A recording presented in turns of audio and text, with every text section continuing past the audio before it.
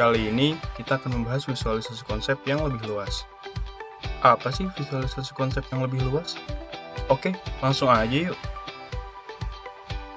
Hai, pernahkah kamu berpikir bahwa ada sesuatu yang sangat abstrak dan verbal, yang sangat sulit dipahami?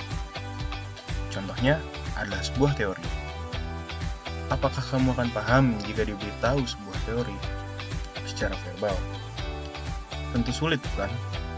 Jadi, visualisasi konsep yang lebih luas mudahnya adalah ketika kamu dapat membuat sebuah hal-hal yang abstrak dapat divisualisasikan agar mudah dimengerti oleh orang banyak.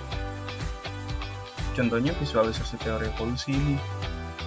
Mudahnya, visualisasi konsep yang lebih luas dibagi menjadi dua kategori, yang tidak terlihat dan yang terlihat. Oke, mari kita bahas yang pertama, yaitu yang tidak terlihat. Dalam kategori tidak terlihat yang pertama, ada generalisasi.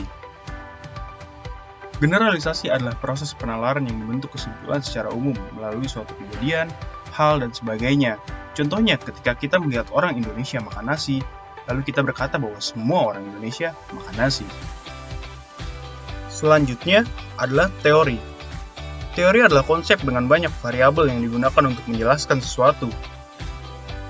Contoh dari teori adalah kerucut pengalaman Del berikut.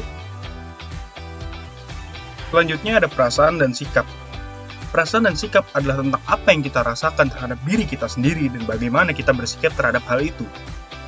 Contohnya ketika kita sedang sedih, kita akan memilih untuk murung dan mengurung diri sendirian. Kategori yang kedua adalah yang terlihat. Selanjutnya, ada rencana dan organisasi. Rencana adalah suatu tujuan yang terstruktur, dan organisasi adalah kumpulan orang-orang yang mempunyai tujuan dan struktur.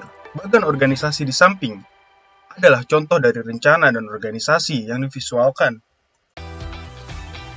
Selanjutnya, ada peta.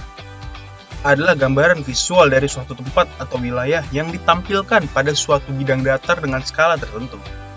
Contoh dari peta adalah peta Indonesia. Yang terakhir adalah kronologi. Kronologi adalah urutan peristiwa atau kejadian masa lampau yang diurutkan berdasarkan garis waktu. Contoh dari kronologi adalah sejarah Indonesia dari merdeka sampai sekarang.